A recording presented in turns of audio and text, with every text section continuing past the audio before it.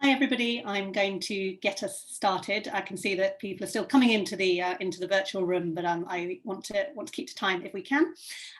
Happy New Year, although perhaps it doesn't really seem like it. I hope everybody managed to have a restful break and that you're coming into 2021 with a little bit more energy than you left 2020. My name is Katie Jacobs. I work for the CIPD, and I'm delighted to welcome you to this new webinar series from us at the CIPD. We're going to spend the next couple of months focusing on all things careers, providing you with the practical advice, tips from experts and people who've been there about how you can build a fulfilling career in the people profession, whatever stage you're at. In this first session, we're going to be exploring early HR careers, so particularly how you can break into the people profession. So that might be finding your first job after studying, or it might be moving into HR or L&D or OD or any of the wonderful areas in the people profession from a different area. Joining me to discuss this topic and to offer their pearls of wisdom, I'm joined by a fantastic panel. I'm just going to introduce them very briefly, but when we come on to the discussion, they will give a much more fulsome introduction about themselves and their careers and their experiences. So we've got Natalie Ellis. Natalie is an HR consultant. She's also the author of a new book, Launch Your HR Career. So she's the perfect person to advise you on doing just that. Velisa Bowlay-Williams is an employee relations business partner at a tech firm. She's also the founder of a network called Black and HR, which supports Black people professionals. Rakhee Patel. Rakhee is a global people and culture business partner for the Barclays account at ISS, and she has plenty of global HR experience within the hospitality sector.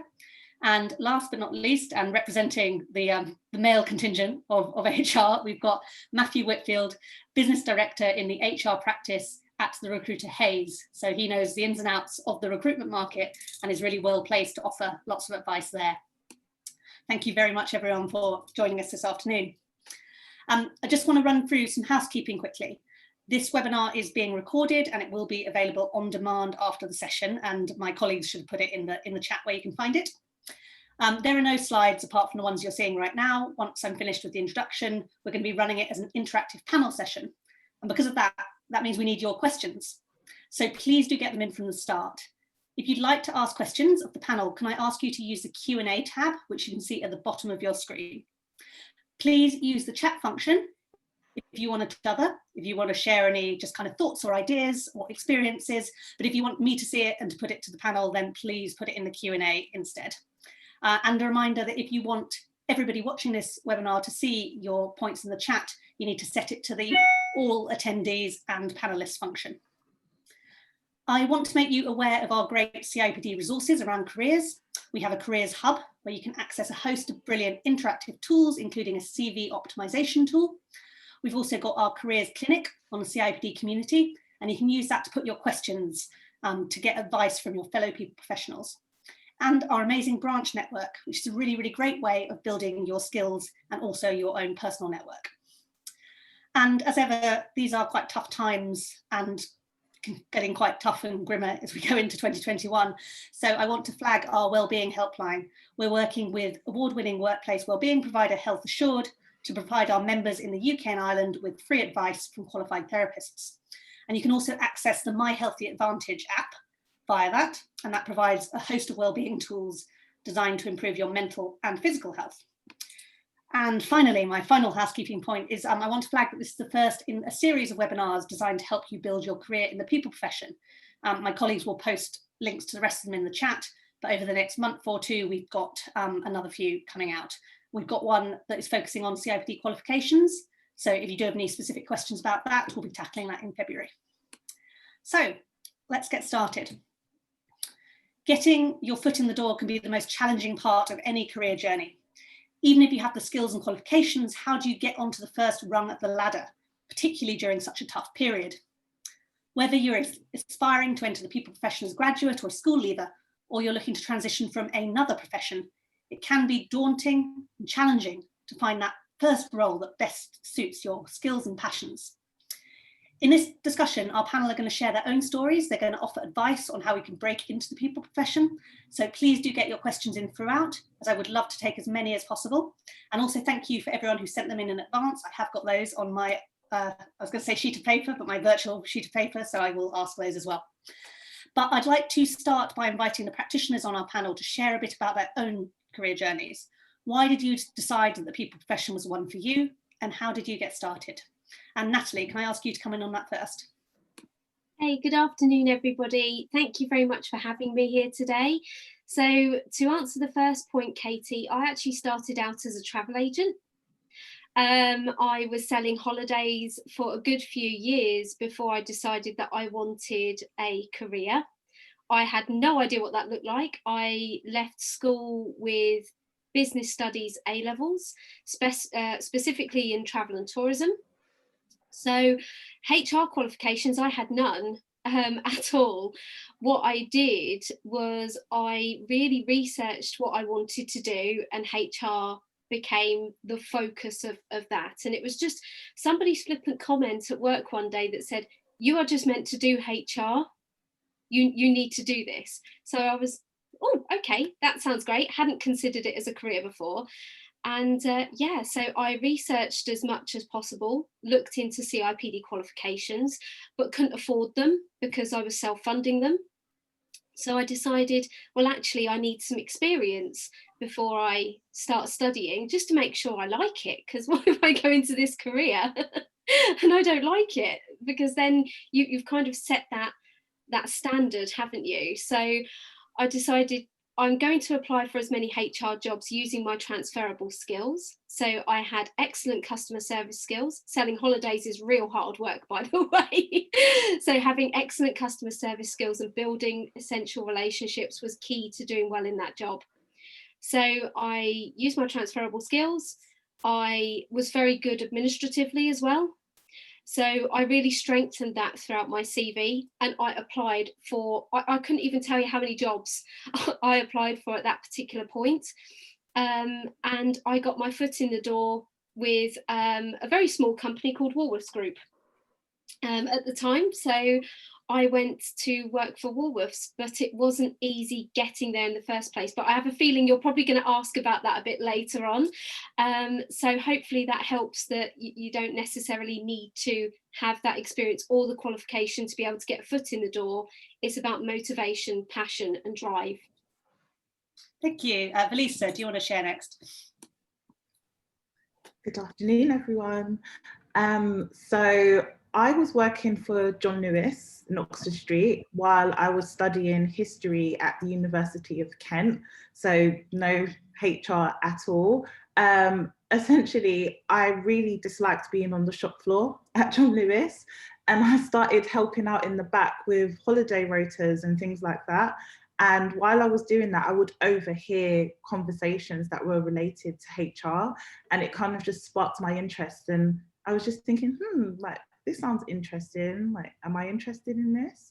And at John Lewis, there were a few people who had full-time jobs, but also did John Lewis on the weekends. And one of those people actually said to me, "Oh, do you want to do like an internship, a summer one, in HR at the accountancy firm that I work at?" So I did. So I was working at John Lewis on weekends, and then essentially working for free during the week at this accountancy firm to just really see if I like HR. And I did, but I was at uni, so I couldn't really do anything about it. And then when I was in my final year of uni, I didn't actually wait until I graduated before I started applying for jobs. So I was working at John Lewis, I was doing my final year of uni, and then I got a HR administrative role for a company called Nelson's that do Rescue Remedy and Spartone and things like that. And similar to Natalie, it was via my transferable skills of working in the back of John Lewis and the internship that helped me get that role. So then I was working at John Lewis in my final year and then working part-time at Nelson's as a HR administrator. So I was doing all the things at the same time just to really see, okay, do I like this before I finish graduating and actually want to go into HR? And yeah, I decided to stay at Nelson's once I graduated, and that's how I got into HR. Thank you. And Rakhee, over to you. Hi, everyone. So I started studying hospitality management, and when I was starting to understand what that was all about, one of the modules was about human resource management and people and behaviors, and I found it really interesting. And so I started to talk to a few different recruiters that would come to the university campus and ask them what it was like to work in human resources. And a few of them actually said to me, try and go out and get some operational experience first. And once you've got that under your belt, you'll start to see the impact that human resources has. More than me explaining it to you, go and feel it for yourself first. Be on the other side of what human resources does in the business and how they partner with people. And so when I graduated, I actually wanted to jump onto a graduate program. And so I applied to many, and I didn't get in on any of them. I got rejected from all graduate programs, and I ended up applying direct entry. I went online, filled out an application for a receptionist for a hotel on Park Lane, and I went into interview, and I met the HR team, and I thought, oh, that's the job that I want. So I kept in touch, and I started to do and learn the different activities that they would roll out. And I started to say to them, how can I help you roll out your activities? And it was actually keeping in touch with my university that, and the network I started to build, that there was a new role available, an HR coordinator role in a different hotel down Park Lane. And I thought, oh, could I apply for that? And so I started to do my application, and I kept in touch with my teachers, and I kept in touch with the HR at my current hotel, and said, what do you think this hotel would like to see? I don't have any HR experience. I've been a receptionist. What can I do to make sure I stand out? And they said, just be yourself and show them that you're hardworking and that you have a real interest for people. And it started with when you started to study the subject and explain to them how you put the link together. And that will show them your determination. So I put in my application and I didn't hear back. So I picked up the phone, I called one of my mentors, and I said, well, I've done everything everyone's told me to do. I've done it, and I still haven't got a call back. And they said, well, do you have a phone number? Is it on the website? Call them. What's the big deal in calling them? I said, oh, can you do that? Can you actually call if you put a job application in? And of course, all recruiters are probably going to hate me right now for their phones start ringing, buzzing, but it actually made the difference, because I spoke to the HR manager, and he actually said he was very busy and that he would email me. And of course, weeks went by and I didn't hear from him. And I wrote back to him saying, I know you're a busy man. I'd love to meet you at Heathrow Airport. I'll come to Costa Coffee. Can we just grab 20 minutes? And I was trying to show my determination and all the things that everyone had been coaching me to do. And he wrote back, look, I just don't think it's going to work out. And I said, well, you're making a big mistake. And I wrote that back on an email. And to this day, I got the job, by the way. And I spent 5 amazing years at that hotel company. But it was because I didn't stop. I persevered. And if you really want a job, if there's a job description out there, if there's something that you think that in your gut feels right, don't give up. There are so many different methods to getting in touch with the company and selling who you are. So that's how I broke into the profession. It was my first HR role as a coordinator. And then I spent 5 wonderful years learning about the different areas of HR, and the rest is history. Thank you, and I hope that you would take that phone call now if somebody made it to you, right? You wouldn't just hang Absolutely. Difficult. Brilliant. Matthew, I'd just like to come to you some opening thoughts maybe on what the state of the market is like for entry level right now. Are there any sectors that are particularly buoyant? Obviously, we are still in the middle of the pandemic and an associated downturn. What's it look like if you're watching this wanting to get into the profession? Thank you. Well, so I'm a business director for Hayes HR. I've been with Hayes for 20 years, and this last year has been the strangest recruitment market I've ever seen, I think, or witnessed.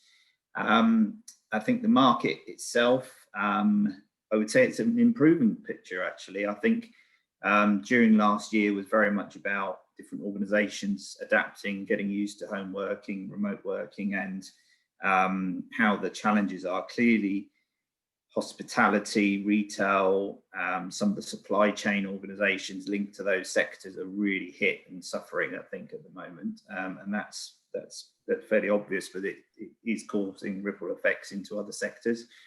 However, we are seeing very much a recovery. So if I look at our job flow over the year, it's very much like a V shape. And as we go into this year, with the vaccinations on the horizon, there is some light at the tunnel. And I think a lot of organisations are really starting to go into candidate attraction mode in terms of thinking about what does the future look like, and therefore what key hires do we need to make over the year. Now that obviously makes an impact onto HR's requirements across talent acquisition, training and development, and HR generalist roles. So I think I'm hoping the markets are going to continue to improve. Well, and certainly we are seeing that on a week on week on a global scale. So hopefully that's good signs. I think in terms of sectors, throughout the pandemic, we've seen public sector, so local authorities, universities, NHS trusts, being very busy. Clearly the NHS at the moment is absolutely flat out. You can't get busier than that at the moment. Also pharmaceuticals, manufacturing organisations, particularly manufacturing organisations that supply into pharmaceuticals and healthcare. Those areas are quite busy. And also construction, because the government is pumping lots and lots of money into construction programs and projects to stimulate the market. We're seeing construction work, and the back office functions for construction particularly also are busy. And I think the HR sector in general, we've seen requirements across different specialist vacancies, HR advisory roles, and some of the more what I call business as usual roles start to come back, because things like employee relations was paused for quite a while, whereas I think nowadays now they're very much business as usual type roles coming back to the market. And HR is fairly resilient because it helps organisations manage up and manage down and handle change, and there's so much of that at the moment in the marketplace. So it's definitely a challenging market from a recruitment perspective, but there is opportunity, and you know, I think for HR professionals trying to get in, it is difficult, but there is opportunity out there. Thank you. Well, I'm going to come to questions. We've got quite a lot in already, and I'm going to try and mash them together into themes. We'll see how successfully I manage to do that. So I've got quite a few about how you get that first bit of experience. So people who might have done some studying, maybe they've even got a qualification, but they're finding that work experience bit hard to get. And nobody's put this in the questions, but I imagine that might be even harder now that a lot of us are working remotely. So any advice on how to go about getting that first bit of experience? If you've got some of the theory, you've got some of the kind of letters after your name, even where do you start and where should you look? Natalie, you're nodding, so I'm going to ask you first. Yeah, I think it's a really, like Matthew's already said, it's a really tough market out there right now. So being able to stand out is something that is incredibly difficult to do. So the starting point is always get your CV in tip-top shape. So whether you have that reviewed by a recruiter or a mentor or someone that can guide you, it does make you feel a lot more confident in your ability to be able to present yourself in the way that recruiters are looking for. So when I got my foot in the door at Woolworths, as I mentioned before, I had no qualifications, I had no HR experience at all. But what I did present to the head of HR at the time, I said to her, look, I don't have any HR experience. Granted, I have no HR qualifications, but I would like one. And what I actually want to do is to work with you and your team so that you can mould me to what you want. I'm not going to come in with lots of ideas and to reinvent the wheel that you've already created. I want to work and learn from you, you guys. And she loved the answer so much, she actually offered me the job on the spot, which these days is unheard of. But what we didn't know at that point is that 2 years or 2.5 years after that job offer, I was then thrust into a company that was placed into administration. So I actually had a hard and fast lesson in commercial awareness very, very early on in my career. And I am so grateful that I got to experience that. It was an absolutely awful experience. And if something like that doesn't put you off HR, you're definitely a lifer. So it's very much, we're seeing it with some really big companies right now. And if you look at the high street, every single shop, especially in the town where I live, has a notice of appointment of administrations in the window. It is absolutely rife. So to be able to stand out in that sort of market, you've got to think about, what do you have to offer, not what does that other candidate have that I don't, and you start comparing yourself. That's when we get some really negative things come in. A lot of people will refer to imposter syndrome. It is rife in HR. It doesn't matter what level you're at, whether you're a director, an administrator, or like myself, I own my own business.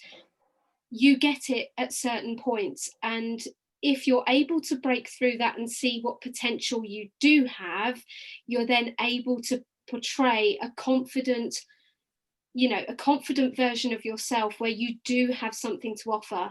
I'm a firm believer that everybody has something to offer. But also, one key question I always get asked, and I'm sorry, Katie, if I'm taking up a bit of time, but one key thing is, do I have to go big do I have to go to a big company to demonstrate my skill sets? Absolutely not.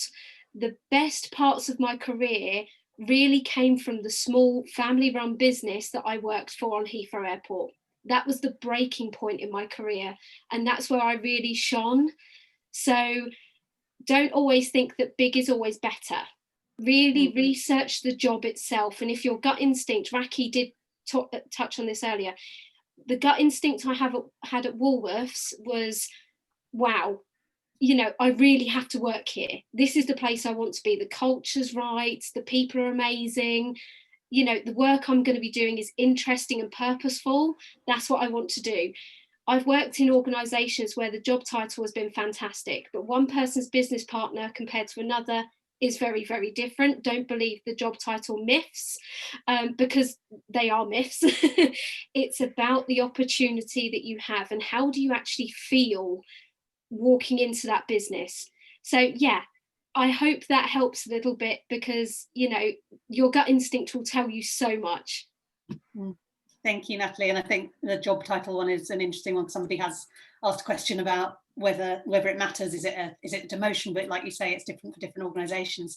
Velisa, can I ask you? Somebody's asked about what qualities and competencies employers are looking for in HR professionals with no experience. So if you were hiring into your team or giving somebody some advice on those more transferable skills that we've all mentioned, what should you be pulling out on your CV or through interview if you don't have kind of in-house HR experience? So first of all, I think there's a cliche that if you like people, you should be working in HR, and that's not the case. So I think one of the things that I would look for is nothing to do with actual people, like that whole, I like people, because that's what people tend to say when they go to interviews, and it's that's not really what you want to hear as a HR professional. It's more about how you would deal with different human behaviors and how you would react in your approach, and what sort of instinct and what initiative you would take. So it would be more around that. I think, if not all, most HR professionals are very resilient. So if you have any examples of where you have just demonstrated high resiliency, that's amazing as well, because like what Natalie was saying, if you're going through, companies going through administration, there's a redundancy, even things like COVID, the way it's affected the way HR work and how we interact with people. You want to see that people are resilient and that they can really stand up in the face of adversity when that happens in a company. And also just being able to adapt. And these skills don't necessarily come from just HR professionals. You can have them in any job. So just examples of where you can, you know, show that you've adapted, show that you've been resilient, show that you can, you know, take initiative and not always wait. You can be quite reactive, because especially I'm in employee relations, so a lot of my job is very reactive. So being able to show that, you know, you can kind of do things without a second thought, but also being able to show that if I do need to take a second thought, it's okay. Just showing that autonomy in an interview is really good. Brilliant, thank you. Rakhee, got a few questions about kind of generalisms versus specialisms, and obviously HR and the people profession is pretty diverse in terms of the different things you can do. So from L&D to D&I to OD to recruitment, what steps can people take to work out what is best for them? And also, do you think that it's wise to specialise early, or would you advise kind of going and trying to get a bit of everything? Yeah. I was told early on not to be pigeonholed into one, and I didn't really understand what that meant until I actually was in the work itself. So my advice, having gone through the motions over the last 10 years, is take your time. There's no need to rush. Roles are every day. I created a new role yesterday. I won't tell you what it's called, but you know, I've given it a new title, and it's never existed before. And that's because roles are continually evolving. So if you're trying, and even that means our departments and the work that we do within HR is evolving. So if you are going to pick a specialism, it perhaps needs to be a futuristic one where you're at the head of the curve, because if you pick one that's a bit dated, it might be obsolete by the end of the year. It really depends which business you're going to work in. So my advice is go general first, especially if you're new to human resource management. Really get to understand all of the elements that make this function work. Because if you want to support and your partners in the business, so finance or sales and marketing, you can't really go out there and support other people if you can't support your own function first. And there's so many elements to what we do in human resource management. I started by understanding how the different job roles within human resource management are by going online or approaching different companies, looking at the job descriptions, taking 2 or 3 that were of interest to me, and getting a highlighter pen and highlighting over each bullet point of the key responsibilities, things that I think I already know I can do or I've had some experience in. And then I got a different color highlighter and I, you know, went over it and said, okay, this is something I have no idea what this means. And that's when I started to connect with teachers, mentors, or people that I was being interviewed by. I'd actually asked them, what does ESS stand for? Because a lot of companies forget that people like us that are looking for jobs don't know what their internal lingo means. And we might think it means something else completely different. So it was a learning curve for me to get to know all of the different functions, the different responsibilities that each role plays in human resource management. And then after I understood all of the elements, I started to get involved with different projects. And for me, my passion's always been with recruitment, attraction, bringing in people, talented people to serve and deliver the vision of our company has been my highlight of my career, and supporting future talent to come into businesses, because people took chances on me and now I get to take that on them. But again, it's those that are going to be interested to go slow, really understand what the roles are available to them before jumping at them and perhaps then burning out too quickly. So there's a lot to be said between specialism and generalism. My advice is you've got the time, so to learn what's out there and use the resources available. Thank you. Matthew, you've got a few questions that are specifically about recruitment. So one was, how do you kind of pick the recruiter for you? I guess do you sign up with a lot of them? Don't just say sign up with Hays. But how do you choose the one that's right for you? But also, how do you get a recruiter to speak to you? Someone says they've been trying for months and they're just getting silence. They're not really getting anywhere. Yeah. Certainly breaking into HR when you don't have HR experience is one of the hardest, trickiest areas to do. So for me, it is all about trying to get some experience somehow within an HR department. And a couple of routes, or there are multiple routes from, graduate schemes, apprenticeships, internships. In terms of the recruiters and recruitment agencies, I actually do think that getting temporary or bank roles within organisations, and it might not actually be an HR administrator, it might be an administrator, if you like, within an HR department that gives you some foot into an organisation. What you'll tend to find is the specialist HR recruiters like myself, we tend to deal with experienced roles from HR administrator upwards. We tend to deal with that sort of level. So it tends to be that we look for experience of HR, career experience on people's CVs to be able to sift and work through candidate applications. So that's one of the toughest bits. But there are agencies, and I would perhaps look at more generalist agencies, more agencies, for example, office support, who are clearly supporting your local organisations or local organisations near you, where you can get a foot into an HR department, because that is probably one of the critical experience areas you can get. I think you can also look at organisations who perhaps have bank staff, and sometimes you can find that there'll be roles advertised for bank staff in HR departments as well. So, for example, the universities, the colleges, some of the larger organisations. So certainly, recruiting or trying to find ways in is very, very challenging, but you can do it, and people do find ways in.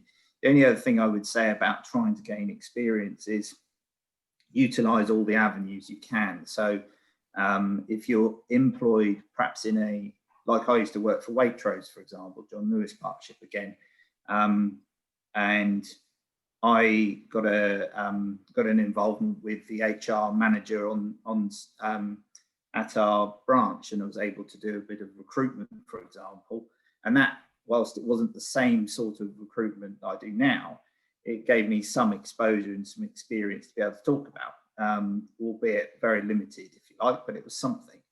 And I think that's the thing, you have to find ways to demonstrate some experience around the employee life cycle. So I think in your CVs and in your applications and in your interviews, you have to demonstrate some knowledge, some understanding of the employee life cycle, recruitment, training, HR systems, HR information, just so you understand how that all fits in, but also what experiences you have, albeit limited, that you can hang on to be able to talk about and to show your interest. So yeah, that would be my view, my response to those.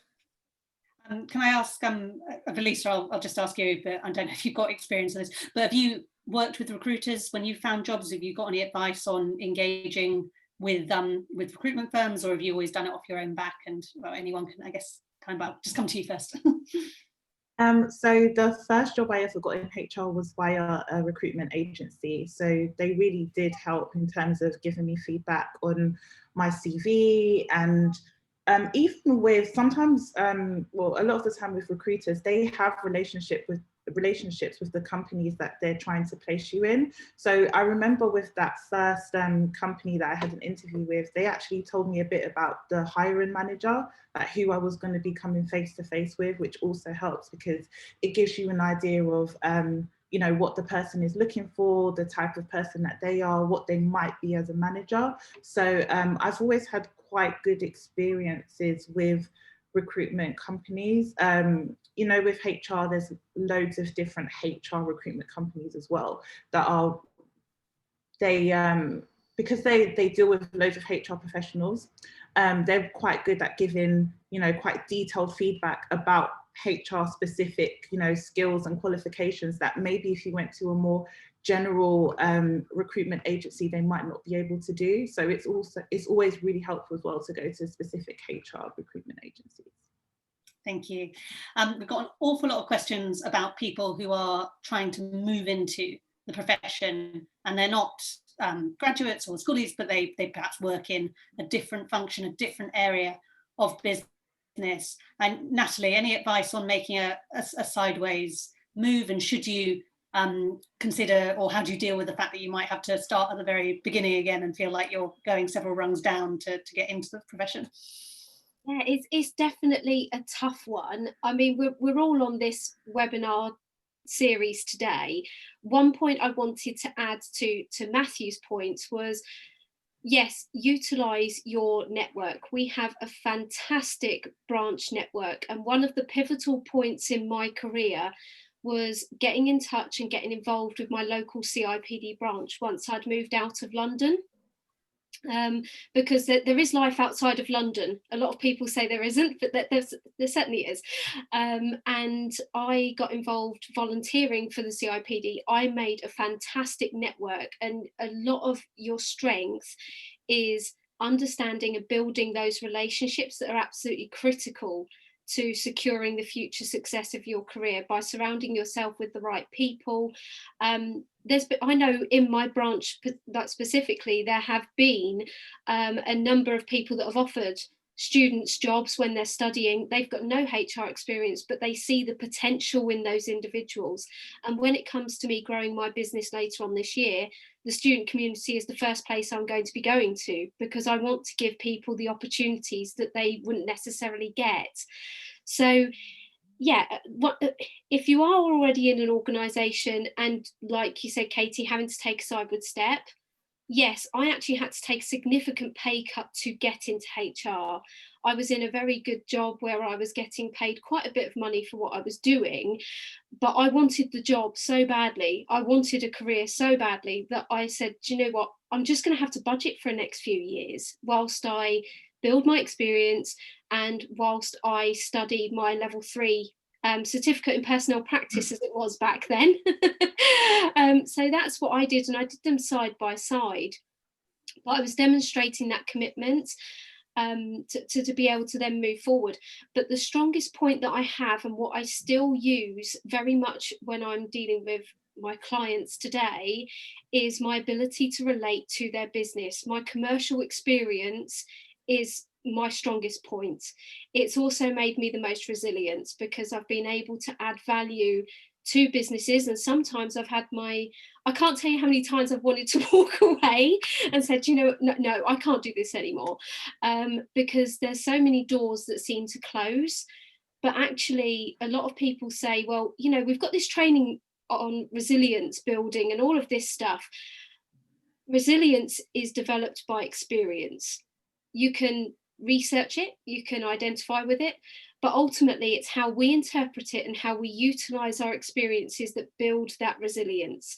So just make sure that you're taking in everything around you. That when I worked at Circle Express, for example, the last place I would go was my HR office in the morning. I was amongst my people. I was in the planning office. I was speaking to drivers. I was seeing what their day looked like. I was speaking to my managers on the shop floor to identify what challenges they had. And by knowing that, I was able to then accurately respond. So I was more proactive than reactive and hiding behind a screen all day, because often HR does get a bit of a bad rap with those sorts of things. Oh, you just sit in the office all day and mess around with paperwork. But actually, if you're there to be able to connect with your people, you understand what challenges they encounter and then how you can help resolve that. That adds so much weight to a business, and that is exactly what makes a good HR practitioner. So I hope that helps a little bit. Thank you. You mentioned there, Natalie, the importance of networking, and I can actually see people networking in the chat and adding each other on LinkedIn. And Rakhee, you've spent a lot of time hitting the phones and kind of making connections with people, and you talked a lot about having mentors. How important is it to build that network from the very start of your career, and where do you begin? It's crucial to build a network of your own. I can't copy yours, Katie, as much as I want to. So it's very personal. And I think before you start to network with people, you need to know about yourself first. You need to be able to express yourself. You need to be able to talk about yourself, what your passions are, why you get out of bed in the morning. These are all things you need to have already ready, like your storyboard. And so the way I do that and the way I work with my mentees at the moment is it starts with a SWOT. A SWOT is strengths, weaknesses, opportunities, and threats. And I draw out the box, and I do it for myself every year. Since 2007, when I went to university, I'm telling you my age now, I've kept a SWOT, and I've just seen how my threats and opportunities have evolved into my strengths and opportunities. So there's a lot to be said there. Once you know who you are, you can go out to different people and connect with them and say, hi, I'm Rakhee. So when people add me on LinkedIn, or when I go to people and add them, I tell them a bit about myself. It's not just send a connection. It's, hi, I'm Rakhee. I'm moving from hotels into this new world of facilities management where I am now. I don't actually know that many people in our HR function. I'd love to connect and brainstorm and share best practices. And that kind of gives the person receiving my invitation a little bit more context why I've just sent them a random request and we've never met before. And going back to me reaching out to random strangers and putting myself on their radar.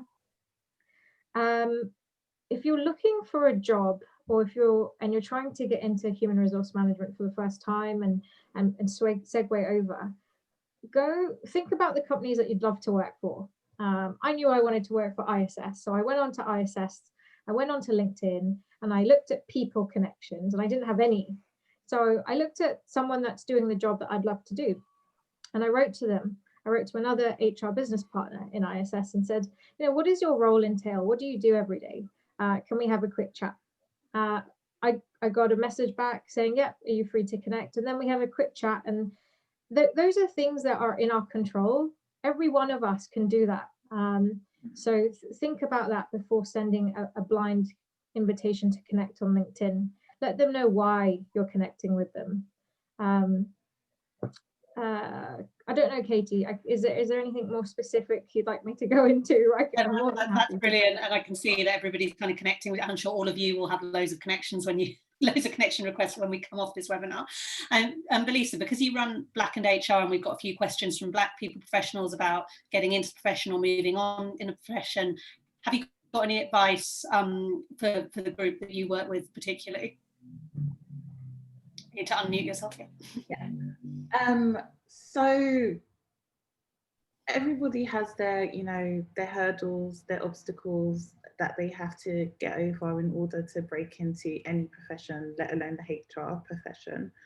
When it comes to Black and HR professionals, the advice that I always give the community is use your difference to your advantage. And that goes for anyone, whatever it is, that's your unique selling point, use it to your advantage. I always say that, whatever experience you've had in life, whatever, wherever you've worked, the people that you've interacted with, it will shape how you view the world. So don't be scared to, answer that interview question how you think you want to answer it, because chances are the person sitting opposite you is not thinking how you're thinking, and probably, that cognitive diversity is really important, and it doesn't just come with, race, it comes with a whole variety of reasons as to why people think differently. So I think, to kind of have the courage to speak and think how you think it's supposed to be, that's okay. And the other thing I would say is, as everyone's been talking on the panel, is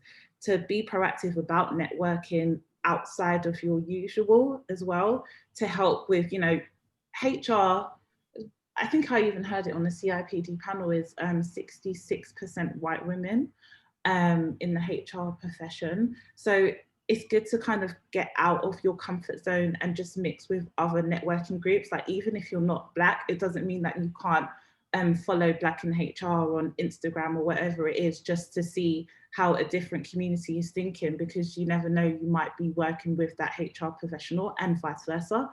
You know, from Black in HR, that's how I connected with Katie. So you just never know. So I would just say, just be yourself, essentially, and just know that, you know, your mind is unique, and whatever you say, it doesn't mean it's necessarily the wrong thing, it's just different. Thank you.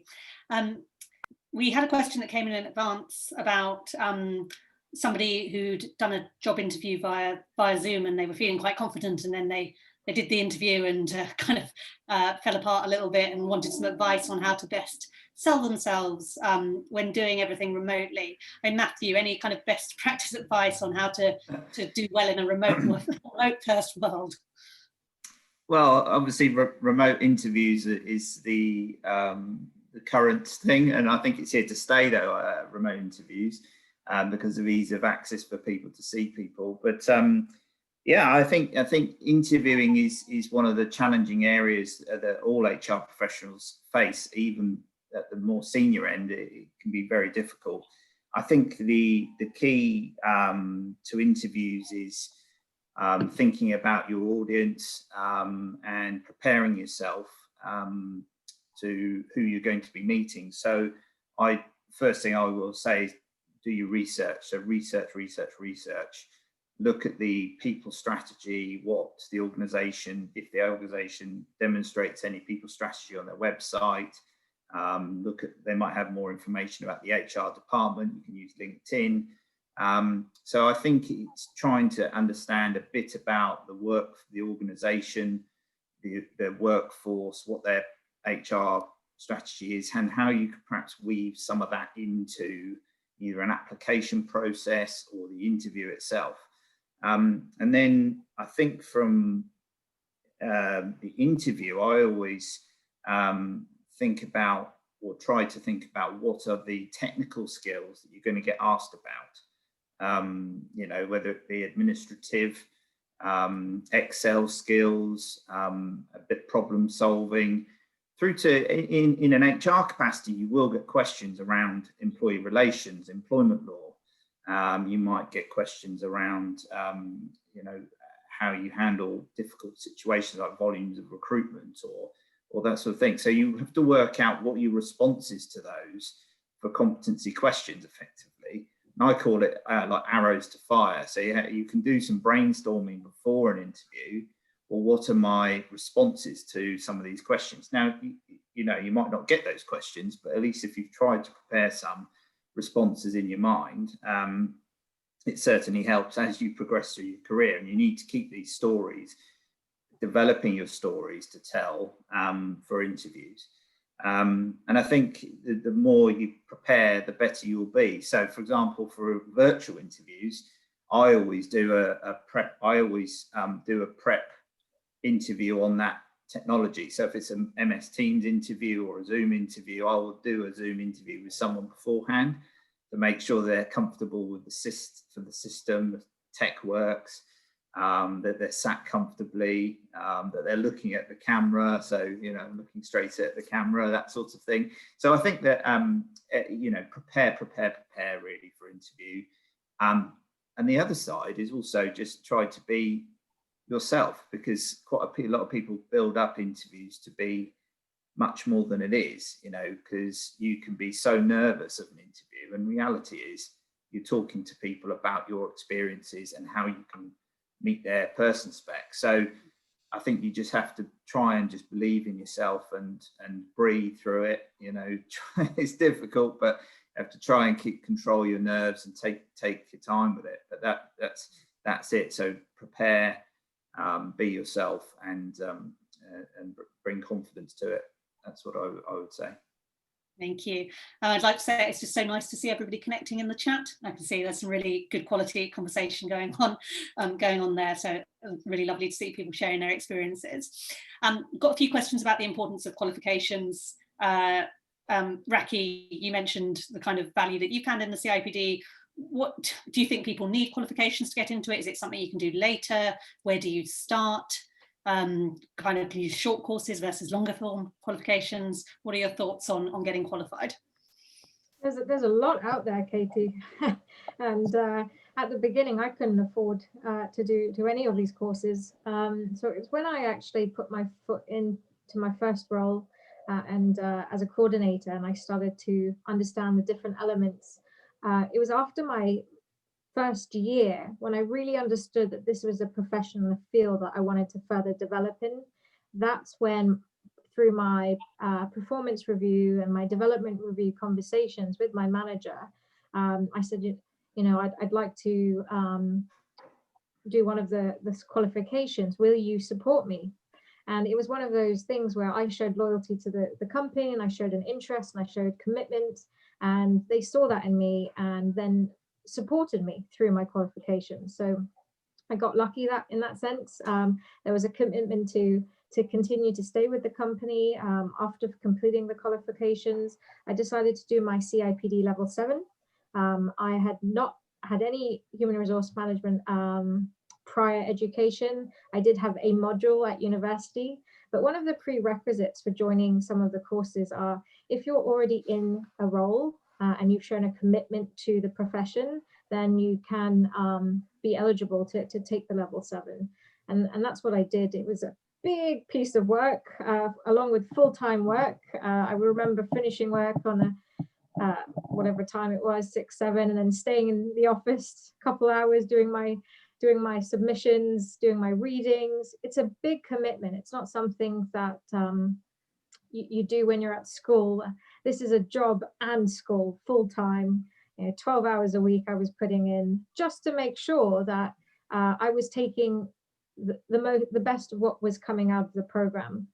You can join any program that's available, but it all starts with your understanding of how many hours you have to put in to reap the rewards and benefits after. So it took me, I did the first year and then I stopped. I needed a break. It was a lot.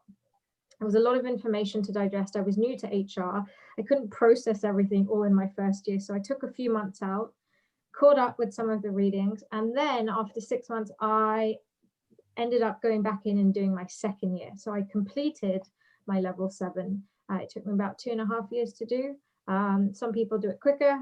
You can do it online, distance learning. There's so many different companies and tools now that give you the access to the CIPD materials. And in the beginning, I didn't really get it. I thought it was one of those tick box exercises. I don't know if I should be saying this out loud, having a CIPD qualification under my belt. And now I know, a couple of years later, how much more it means. I have a network of people that if I come in and troubleshoot with a certain issue, I can call upon them and we can talk about it. It's given me a whole wealth of individuals that share the same passions and the same challenges I face every day in my work. We're all going through the new rules of what furlough means, this, that, and the other, and every day it's changing. But we're in it together, and the CIPD has given me the safety net that there are other people doing the same work that I'm doing, that are just trying to make a difference and make people's lives better at work. So I recommend a program. I think it's worth talking to people that have gone through the learning and development route or the human resource management route, because there are various programs available to you and they're available at different levels. So if you'd like to learn more about the level 7, happy to share my experiences, so reach out. And there's a lot of people out there which I'm sure are happy to share their experiences with you too. Thank you. And just to flag that we do have a webinar specifically on CIPD quals. I think it's on the 22nd of February. So maybe one of my colleagues could correct me if I'm wrong. So if you want to ask any specific questions about the different kind of qualifications routes, then we'll have some of our people on that who can answer all of your questions. I've only got about 5 minutes left. I'm sorry.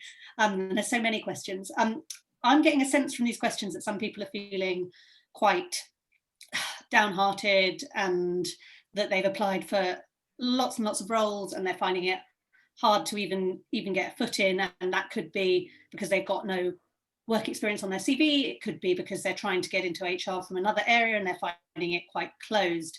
I mean, Natalie, any advice on how you remain resilient, because it is really, really tough out there? And I think you've all shared some fantastic experiences, but I'm sure for a lot of people watching, hopefully they're feeling a little bit buoyed up, and that you know, there's a lot of potential out there, but it is tough. It is tough. I think there's a reason for everything, and those rejections early on, they're often steering you to the place where you are going to be. So you can choose to do one of two things. You can either throw in the towel and say HR's not for me, but you guys aren't going to do that because obviously you've stuck with us this long today. I'm sure you're not going to throw in the towel, or you can look at it in the way that I did. So when I got my interview with Woolworths and Lorraine, she actually said to me, this is not just a job for you. This is a career. This is going to change your life. And I said, that's exactly why I'm here, because I want to change my life. And I think I'd been to 9 other interviews that week, and I'd got a no from every single one. I'd had hundreds of rejections, but back then it was in writing, so you had to wait a bit longer.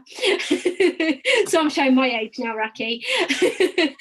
But I used to get these rejection letters, and I'm no word of a lie, I'd get about 10, 15 a week. And I thought, no, I'm not giving up.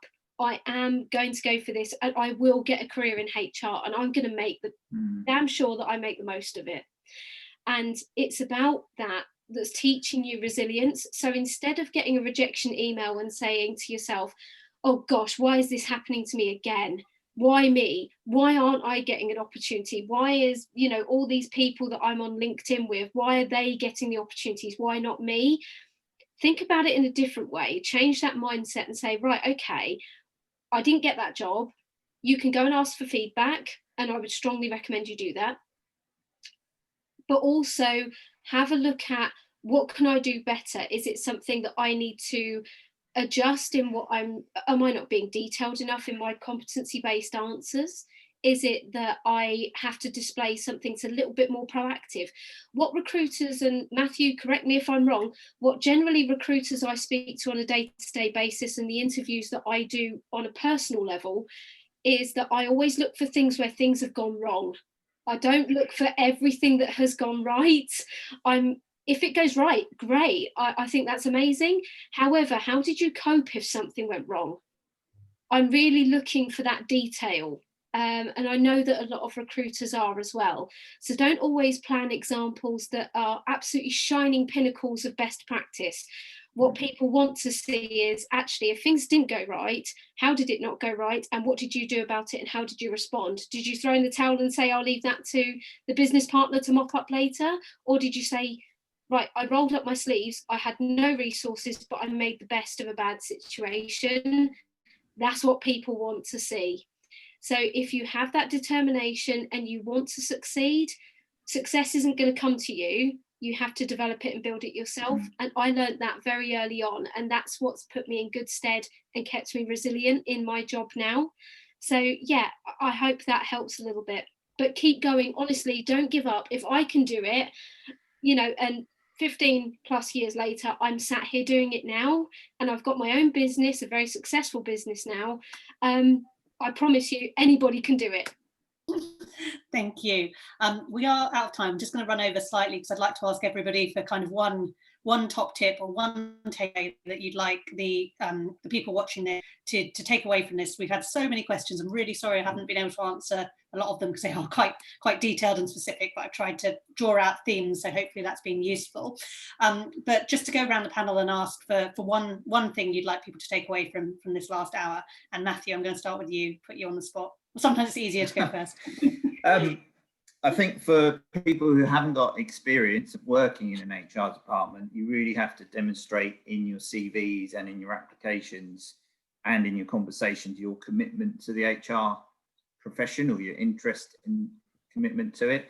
So it could be, networking with employment law webinars, ACAS, commitment to doing level 3 and level 5 CIPD, and your enthusiasm for that sector. and just trying to pull out as much experience from any angle of HR and their employment cycle. So recruitment, employee relations, training, HR administration, just get as much as you can into the CV and into your interviews as possible. Thank you. Velisa, your one takeaway. It would be to just stay curious, keep asking questions, don't be afraid to ask people questions, any connections that you make. Go to those webinars, go to those networking events, virtual ones now, and ask questions and listen. Thank you. Rakhee. That you're not in this alone. Surround yourself with not just one mentor, but many mentors from different businesses and different functions. Anyone that you ask will be flattered if you ask them to be your mentor and for them to support you. So go out there and get the support you need. There's lots of people willing to give it. Thank you. And Natalie, last but not least. First of all, just to everybody in the chat, I have been dipping in and out. You're all amazing, and I promise you that you all have something to offer. Please don't compare yourself to other people and what other people are doing or what points they are at there in careers. Really look at what you have to offer, because I promise you, you've got something different that nobody else has. And it took me so many years to build the confidence that you see now, to be able to believe in my own capabilities, to be able to inspire people and support those. You are the future of the profession. Every single one of you here are the future of the profession. And without that, and without you guys keep going, having that ability to keep going and trusting in your own capabilities, we wouldn't have a profession. So keep going, surround yourself with the right people and trust in your abilities. Leave the comparing elsewhere. It's not welcome. It's not welcome. Thank you. So I'm just gonna have to wrap it up there. I'll just do some quick notes, and just to flag that this is a series, as I said. So on the 25th of January, we've got another session with I'm sure equally brilliant panel, although this one was totally fantastic. So I don't know how we'll beat them, but we'll try at least to equal them. And that is specifically around kind of moving on and up. So perhaps people who are slightly further on in their career journey, thinking about getting those heads of or director roles. And then on the 8th of February, we've got a session looking at particularly at career paths. So there's loads of different career paths in the profession. So we're going to explore things like going freelance, like Natalie, starting your own business, whether you want to stay in a big corporate HR role and move on up the ladder, whether you fancy giving interim HR roles a try. So we've got that one as well, and then the session on the qualifications. But thank you so much to Natalie, Velisa, Rakhee and Matthew. Really fantastic panel. Thank you everybody for all of your questions. I'm sorry if we didn't get to answer them. We will take them away and think about what content we can produce off the back of this that would be helpful for you in taking those first steps in your HR career. It's absolutely brilliant to see so many people wanting to get into the profession, and like Natalie said, please do keep going. We understand that it's really, really tough out there, but you've got a fantastic community, and one of the great things about the people profession is how welcoming and open and how willing people are to share, and people will give up their time, I think, to give you some advice. And I'm going to just speak for everyone on the panel, said I'm sure they'd be happy to connect with you in some way if you want to follow up with anybody. But that is it from us for now. I'd like to wish you a good afternoon, and we will see you on the next session. So thank you and goodbye. Thank you. Bye-bye.